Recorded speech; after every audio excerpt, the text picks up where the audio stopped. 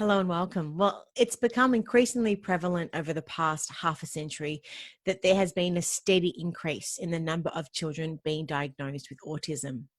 That being new diagnoses per year and the total number of affected individuals in the total population. But the question is, how much do we really know and understand about autism spectrum disorder, and how can we best support affected children? And secondly, how can we best support them during this pandemic? Let's face it, most adults are finding COVID extremely challenging time on all aspects. So it's really mindful for us to be empathetic how it's affecting them. So to help, we welcome our special guest, Portia Gunn, an occupational therapist from Youthrive Integrated Therapy Services. Thank you for joining us, Portia. How are you? Great. Thanks for having me. I'm pretty good today. How are you? Yeah, look, I'm really excited to be having this conversation with you. And I think it's important for us to establish initially some I guess general questions about autism spectrum disorder, and then I really would love to sort of deep dive into some questions about how it is affecting families and children in general throughout this pandemic. But before we get into those questions, I just wanted to establish that we had published your article.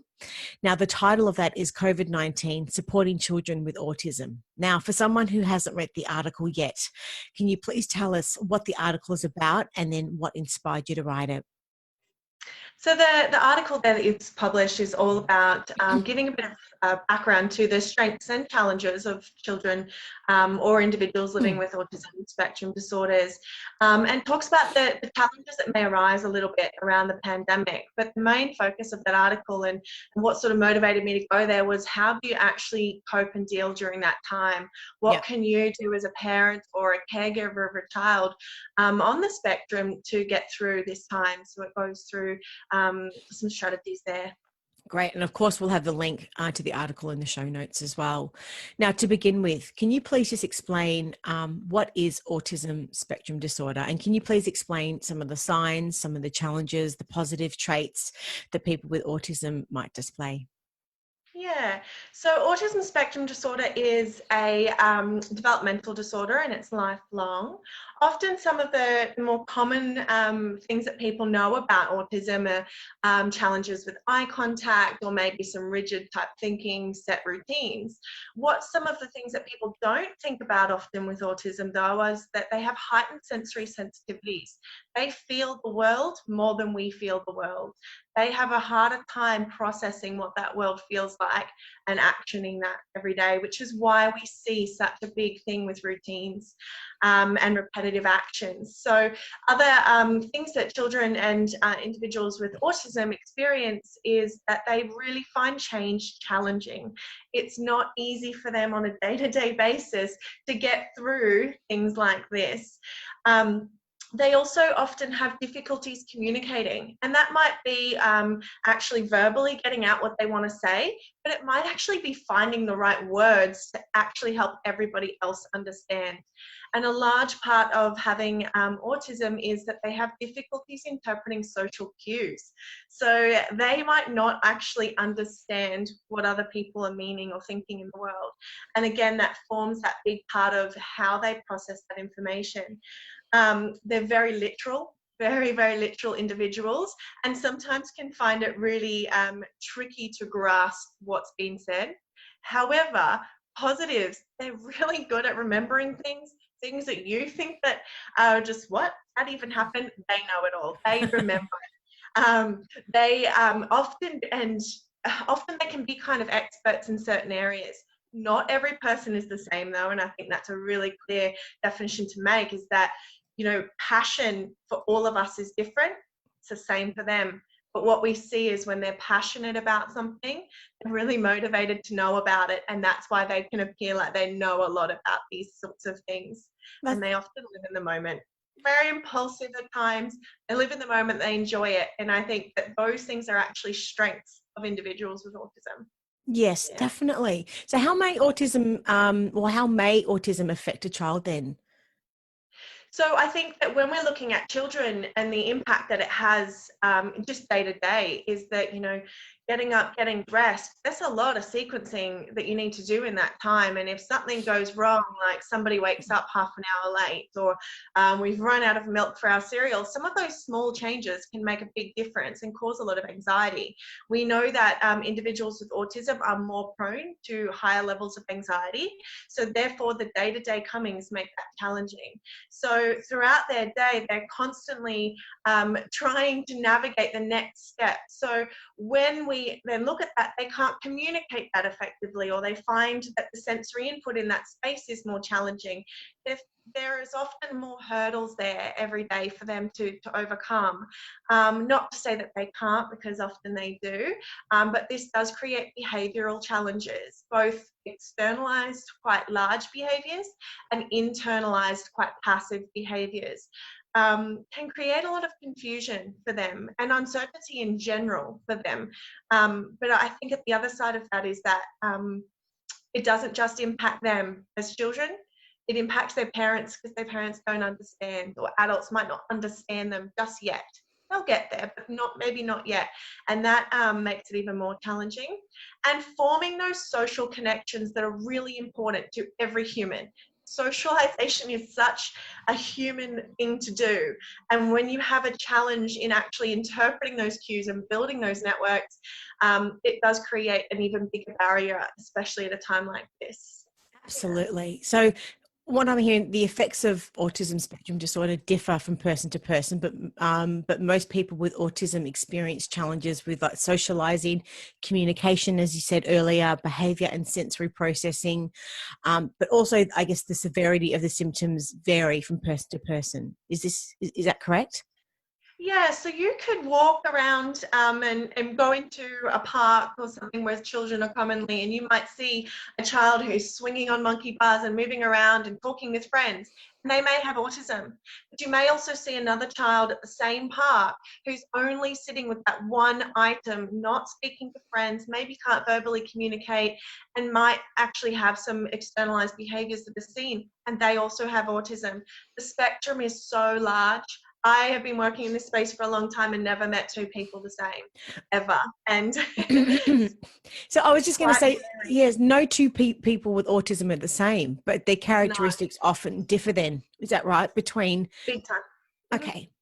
So definitely we see similarities for sure. For sure there's similarities. We know that, if you look at it, there are boxes there. However, those similarities vary in how often they're presented or anything like that as well. So I understand there are some common, I guess, challenges that people with autism face. So how could you best describe, I guess, what those common challenges are then? I think common challenges is the number one is fitting into an environment made for neurotypical people. Going to school, being able to sit there and be part of that environment is a challenge, it's their biggest challenge. The reason for that is because they interpret that information differently. So they might misinterpret cues all over the place and therefore react and respond in an inappropriate manner at times. Right.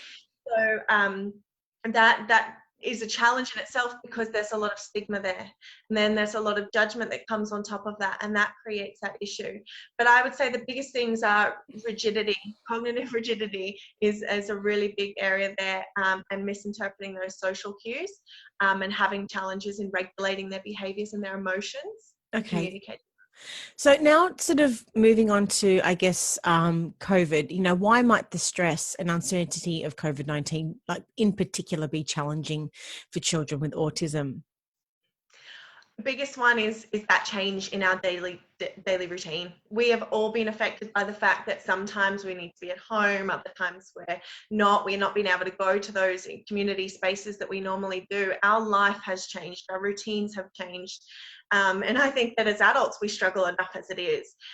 When we're looking at children on the spectrum, they already find it really hard with these small routine changes.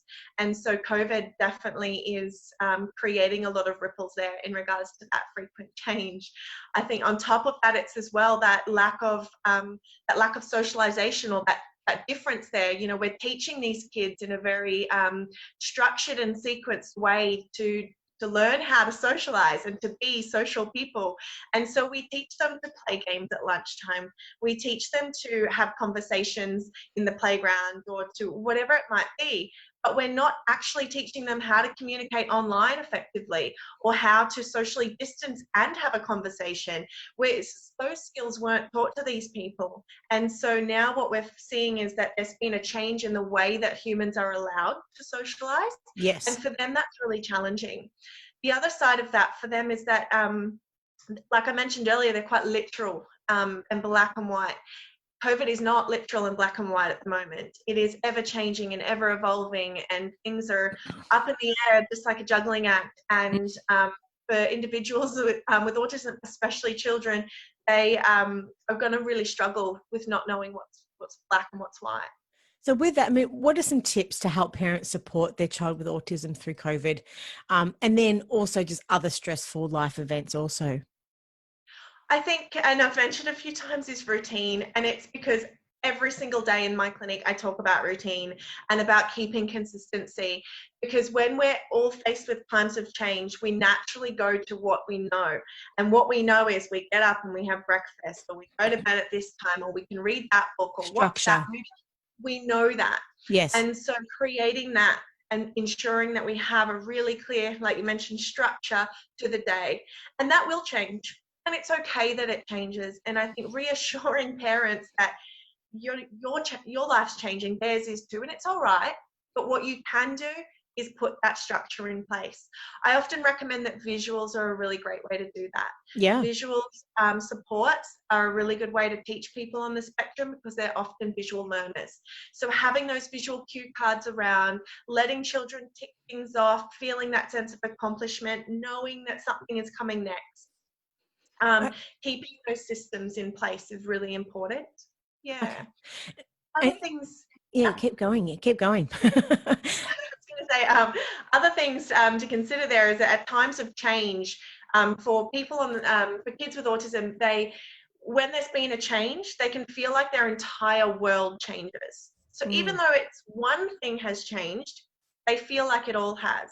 Reassuring your child that even though something has changed and we can deal with that, X, Y, Z is going to stay the same. Keep having those conversations. All right, we're not going to school today, but you are still going to have a lunch break and you are still going to get your afternoon play on the trampoline. So what's the same in their day, but what is different? And it's okay to have difference. Yeah. That's really great advice. So where things are changing, you just communicate what is staying the same, and that sort of helps provide that routine and structure for children with autism. Yeah. But how about wearing masks? I mean, explaining to children why they need to wear a mask can be a really difficult task in itself. But experts, I was reading this morning, say parents and caregivers of special needs children face additional challenges with this. And children with special needs, I mean, such as autism, can experience sensory issues, as you mentioned earlier, that make it more difficult for them to tolerate a mask. So in your view then, I mean, how can parents explain mask wearing to children with special needs, in particular, of course, autism? Yeah, and like you mentioned, the sensory sensitivities there are almost sometimes the number one. And so it's really hard to overcome that by just a conversation, because in their brain it's, no, I'm not doing it. That's not working for me. And I think when faced with the mask challenge for children with autism, it's really important to remember that we know the purpose, they don't. Children don't want to do things unless they understand why. So our job right now is to help them understand why. And sometimes the most effective way to communicate that is through a social story, where you're using pictures and simple language, and simple language is key. Simple language to help them understand why they need to wear the mask, how long they need to wear the mask for, and what that might look like for them. Can we make it a fun mask? Can we tell them which environments they do and which environments they don't, so that they're getting a little bit of routine to the mask itself? So a social story should be able to set those expectations up, set those boundaries, give those time frames, but help a child understand that it is for a reason, even if they may not grasp that reason. For older children, it is important to talk about hygiene, health, and safety. If they understand those concepts, definitely chat about it. But it's important that language is very simple, to the point, and structured. Okay. So some of those social cues that you were talking about before, where can parents find these then if they want to use them? In regards to a social story, Yeah.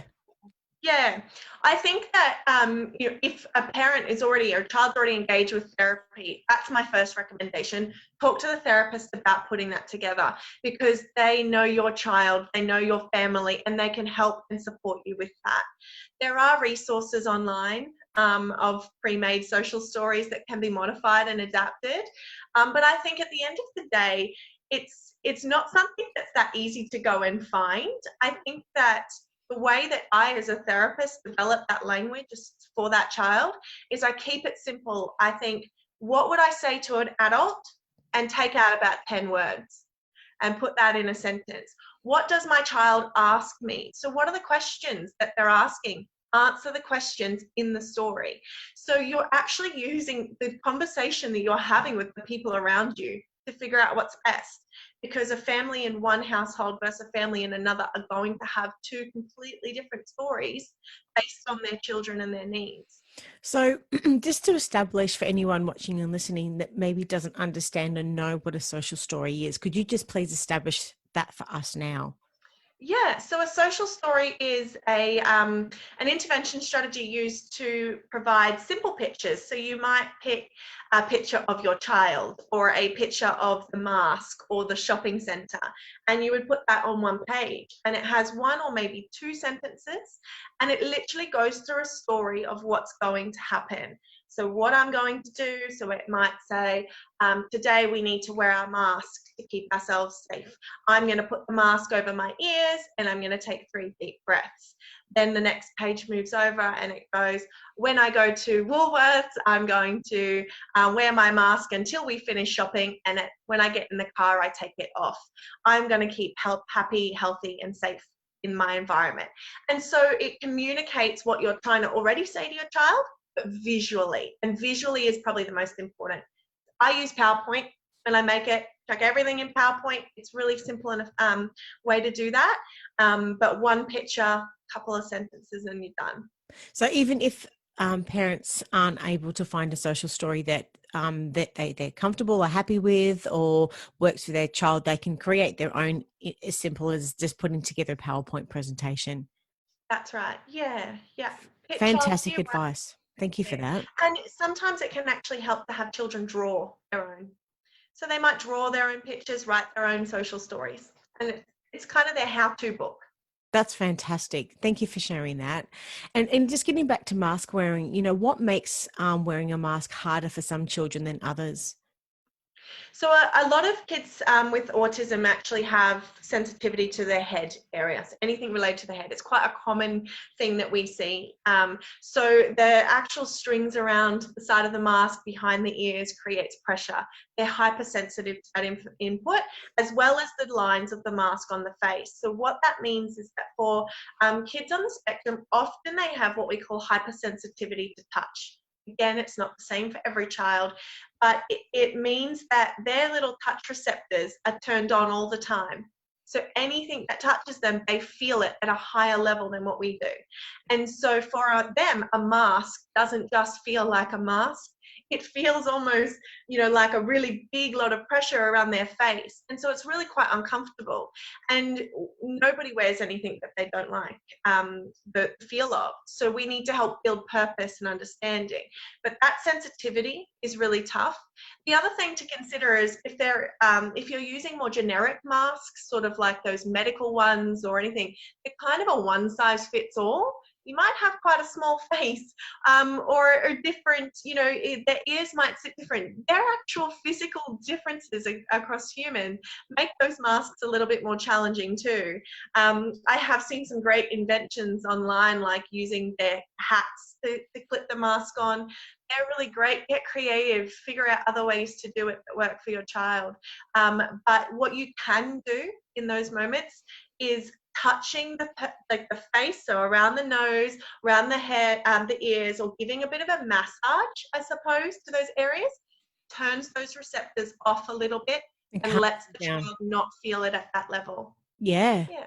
And so, I mean, what are some common questions that you're receiving from parents and caregivers of children with special needs at the moment, just generally about COVID?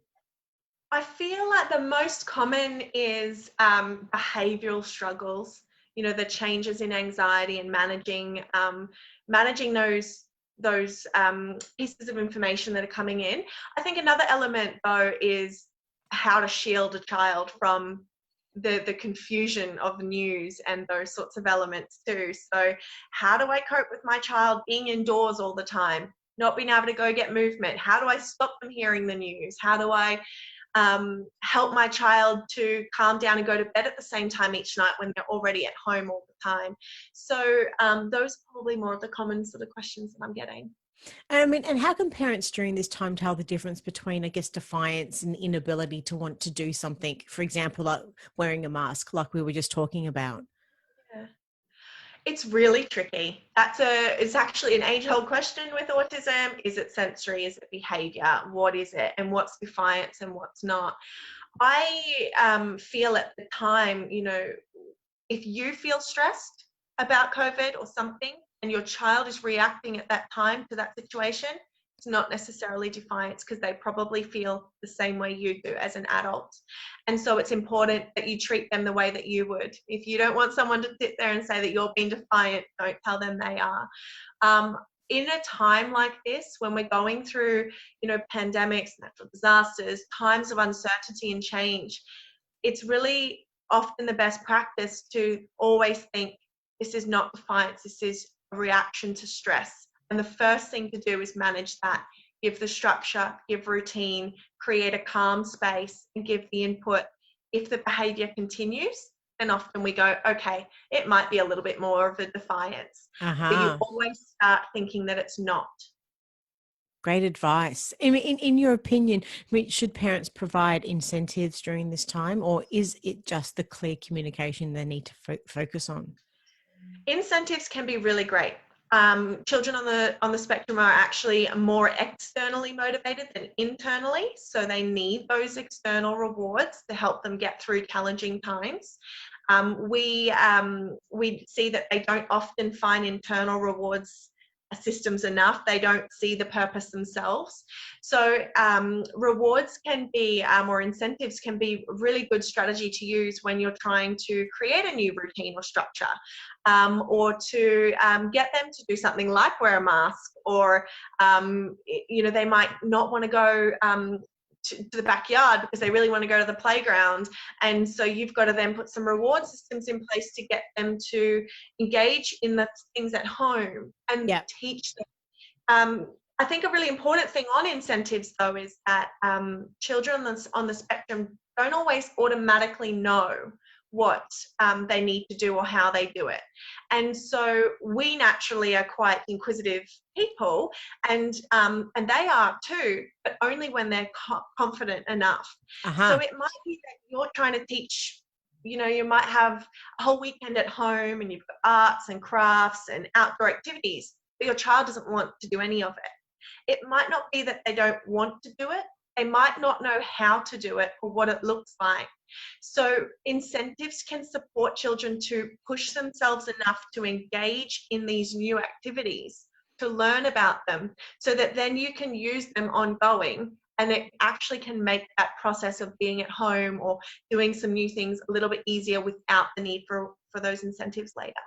So how would, in the example that you mentioned about doing crafts, how would what example can you give that a parent can use to be able to give incentive to help that child, you know, interact with that either new or, you know, new craft hobby or something like that? So craft is great because it is something that we can engage in for hours, and it has so many skill sets that we can teach there. So it's a really good one to do at home. But we see that the challenge is that children can't get into that activity. And if they can't see the picture in their head of what that activity is going to look like at the end, they don't actually see a purpose to start it in the beginning. So one tip there is to make it first and have a model ready to go so they know what they're doing. could be a picture, it could be you've made one. So you've got that activity, and the activity is set up well. Then on top of that, your incentives come in by you might have what we call a token system, and that means that you might have 4-star star tickets to get, and one might be by having your afternoon tea, you get a star. Sitting down and doing your craft, you get another star. Going and washing your hands, you get another star. Whatever it might be, at a level for the child. And then their reward might be technology time, or it might be something that's a lot more motivating to engage in. But because they know what that end is, that craft activity will get done because they understand the whole task, and you've given that reward of whatever that is. So it's a really good way to do that. Fantastic advice. And earlier, you mentioned the point about communicating, and it's common that people with autism experience challenges with communicating, as we know. I'd love to know from your perspective, what are some of the more common challenges children would experience with social communication and the lack of interacting with others during this time? I think the big challenge there is that they're so used to trying to build these face-to-face ways of interacting.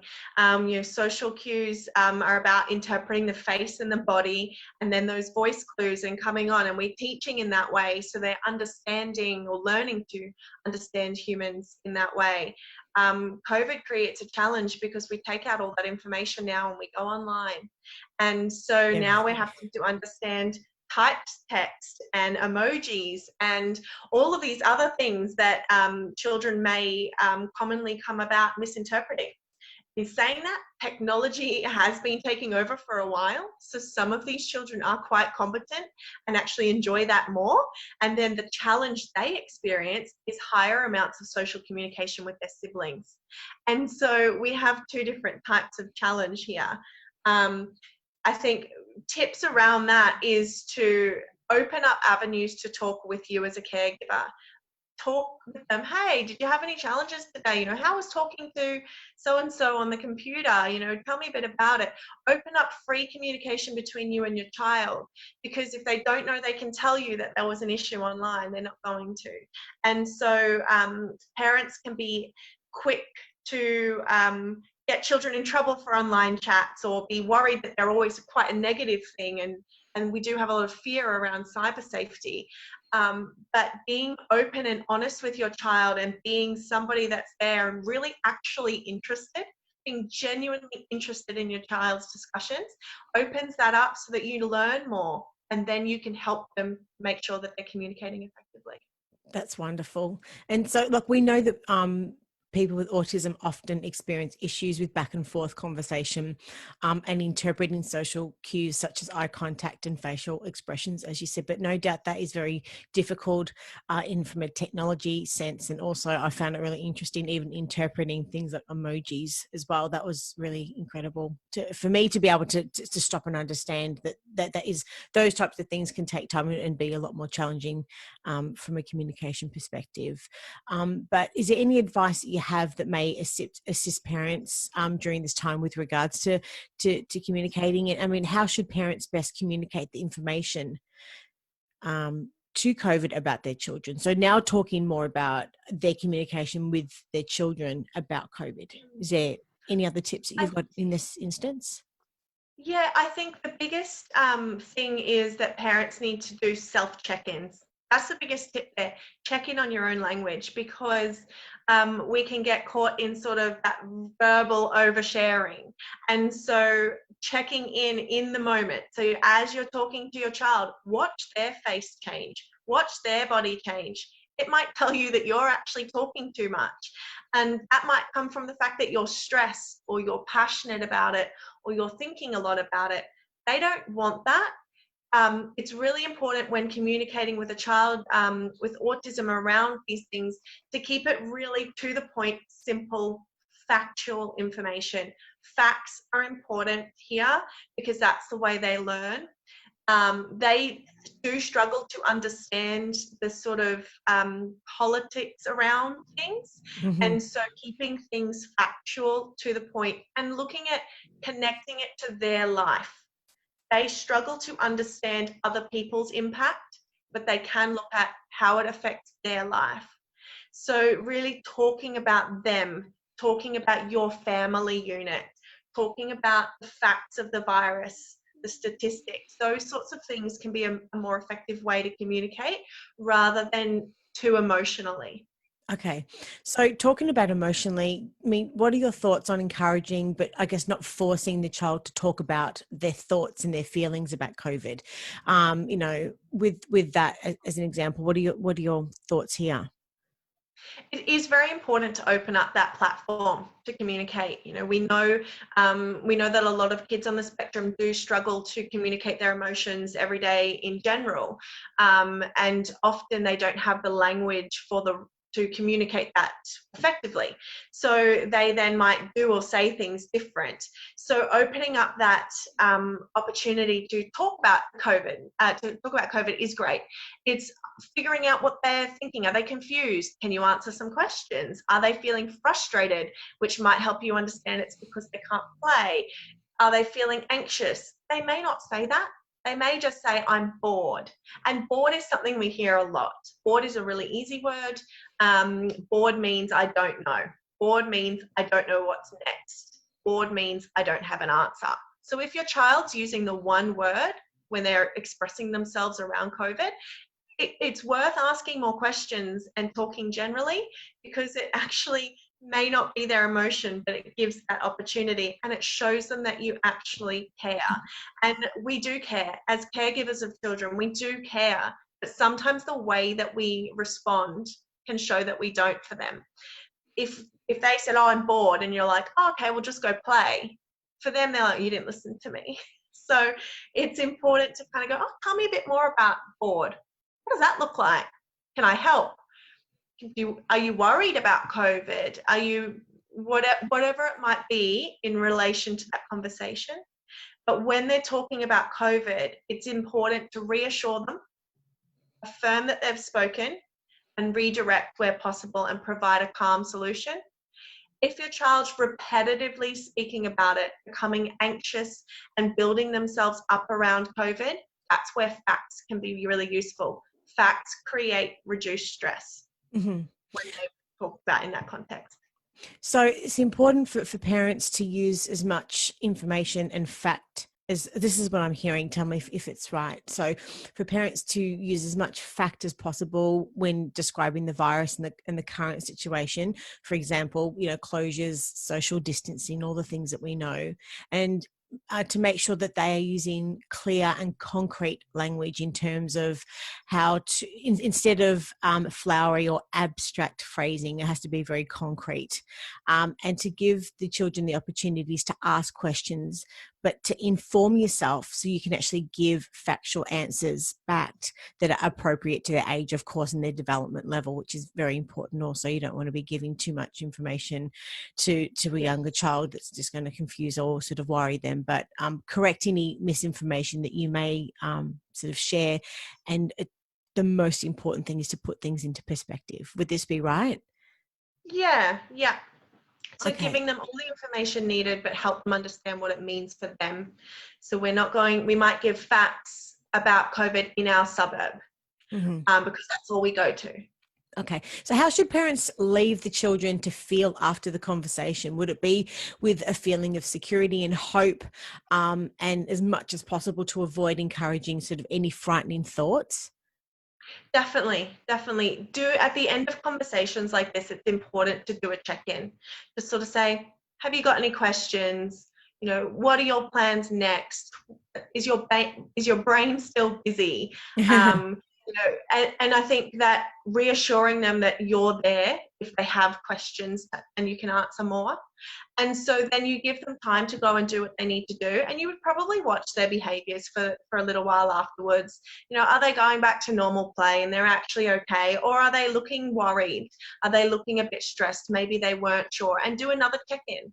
So check-ins are the best way to do that. But reassuring your child that you're healthy, happy, and safe at home, and that you're there as a parent to look after them, and that's your job, and you're going to keep doing your job. Yes, so help them see their world is basically a safe place and that life is absolutely worth living. But there's just rules at the moment that we have to sort of incorporate into our life to make sure that we are safe. So, I mean, following on from this, how can parents best communicate the social distancing rules also to children with autism? Has this been something that you've experienced any challenges with at all? So social distancing in children is a challenge. You know, they find it really hard to stay at a distance at times. I think finding creative ways to teach them those rules. You know, a lot of kids on the spectrum do like rules. So as soon as you set them out, they're usually okay at following them. But showing them in a visual way, is it, how far is it? Our arms can touch, but our faces need to stay 2 arms lengths away. Or this is what this looks like. Role plays, charade games, all of those sorts of things are creative ways to teach children what it feels like to follow those rules. Because having a rule is one thing, but experiencing it is another. I know a lot of schools have incorporated Tiggy, but they're not allowed to touch Tiggy, so it's sort of air Tiggy. And so they do this air Tiggy concept, and it's worked really well. And these kids are coming in and they're talking about all of these creative activities and games that they're playing that use different rules. And that would have been a change. But do it in the home. So practice social distancing at home at times. So you might say, hey, we're going to play a board game today, but we're going to do it and we're going to social distance so that we know how far away to stay. So you're teaching them in an environment that's safe. But usually once they learn what it feels like to follow a rule, they can apply that quite easily out in the community. And when speaking about being home, to me, children with autism are more open to social isolation and loneliness, which COVID could heighten. So what advice do you have that could help prevent this then? I think networking is really important. You know, if you've got cousins or family friends, or you know that they're online and talking to people, trying to ensure that you as a caregiver have those links as well. You know, can we use Messenger Kids? Can we use chat-based functions? Can we FaceTime? Can we do these sorts of things to create the new normal in socialization for them? I think that one of the biggest barriers to socialization is the lack of ability to go to playgrounds and places like that. So can you use FaceTime to have challenges amongst friends or cousins where they both have an obstacle course set up at home and they watch each other do it? So they're getting a little bit of the normal social stuff we see for kids. They don't sit there on FaceTime like we do as adults and talk about our lives. They want to see action. They want to see things. They want to show each other their artwork. So opening up those avenues and saying, hey, do you want to call so-and-so this afternoon and show him all the stuff you did this morning? He'd love it. Or should we send this person a photo? Can we write this person a letter? So you're opening up all of these sort of other ways to communicate, showing them that it's normal. And I think a really important thing for parents to remember in that is that you're the model. If you're not socializing outside of your home, your children don't think it's normal either. So if you are trying to socialize and have those conversations and take that initiative, your children are going to want to do that too. Mm-hmm. You know, it's interesting when I was doing my research for the interview today, and this phrase came up in this article, which I found very interesting. And the question was, is there a known cause or cure for autism spectrum disorder? I just wanted to address that question with you. In closing, I guess, as we're sort of going to start to wrap up the interview, but is there any known sort of cause or cure for autism spectrum disorder that you know of? That's a question, and I get asked all the time. It's, people want to know why. And there is so much more research and literature and everything around autism now. Like you mentioned at the very beginning, the rise and the prevalence is there, and with that has come so much more funding and supports into this space to actually explore reasons. As far as, well, where my knowledge is, there is no clear-cut answer that says this is why you have autism. It's just something that does occur for some people. There's lots of things over the years where people have sort of said it's because of this and because of that, but there isn't any known. What I do see is we do often see a bit of a genetic stream go on. If somebody in the family has autism, often there can be siblings that then come out and be diagnosed. It is not to say that it's a genetic disorder though, because it's not a genetic disorder, but it is a trend that we see.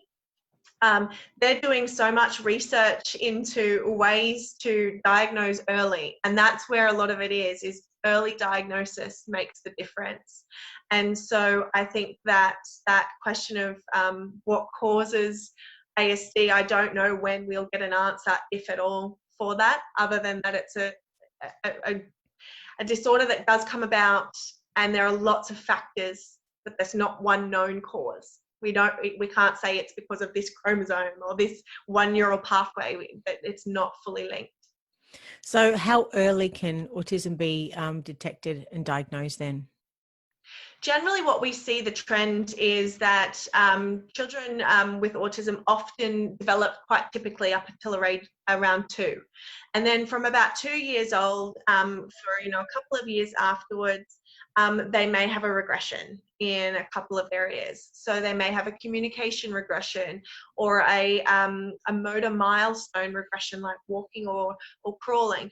Those sorts of things may regress down a little bit, and that's often an indication that something hasn't quite gone right for your child. So if you have a child that's sort of around that 2 to 4 years old and you're noticing something that doesn't feel right, it's very important to go to your GP and have those discussions. Often what then happens is they go to people like me, OTs, speechies, and we talk through and we do assessments and support and figure out if it's normal or if there is something of concern that needs to be explored. And so what we really would like is that if parents are going down this track, that we're ensuring that our services are always able to provide those assessments, give that support early, because as it stands, early intervention has the highest amount of evidence. Under 7 has the highest amount of evidence. So, but we do see people diagnosed as late as teenagers. Yes, and there are a number of supports available for people with autism and their families so they can live empowered and fulfilling lives. We do share some of those links in the article, but could you just share with us now how, generally, I guess, these support services can best support them and their families? Yeah, so there's a range of supports, from therapy interventions to community and social interventions outside of therapy. We have psychology, which provides support for both parents and the children in emotional understanding and what we refer to as emotional literacy, feelings of anxiety and managing depression and those kinds of things that can come off, and build that sort of those skills so that they can be capable, independent people. Speech pathologists work to support any type of communication. So both the ability to verbalize their needs and also to understand what it is that they hear, but also understand what it is from the world. So they're interpreting other forms of nonverbal communication as well, and working on literacy and all of those things to, again, build that independent communication and socialization. Occupational therapists are more functional in regards to daily living, toileting, feeding, going to sleep, playing, all those motor skills, everything from day to day, from when you wake up to when you go to sleep. What is it you need to do? And, that we work to build that complete independence, but in things that they want to and need to be able to do. So that's your therapy team, but outside of that, there's so many other organizations and supports which do social skills clubs and groups so that they learn to socialize and they can fit in with their peer groups. Your educators at schools can support those things as well. So there are so many things in place to give children the best start that they need.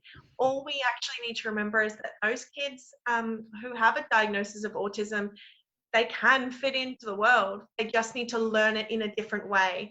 And you need to think about your therapists and these people as, we just teach the same skills as everybody else in a different language, and a language that works for them. That's why we are where we are.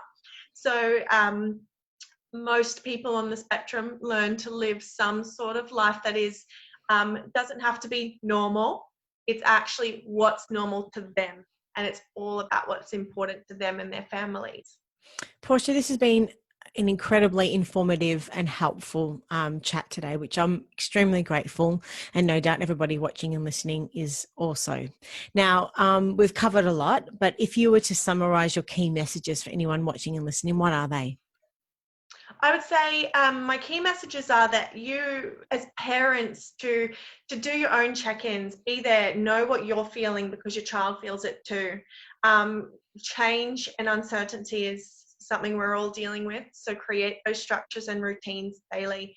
Visual learning is their most effective way, so to teach your child visually, use those cues that you can, and don't forget to check in with other people around you and keep your social networks alive, but help keep your child's social networks alive.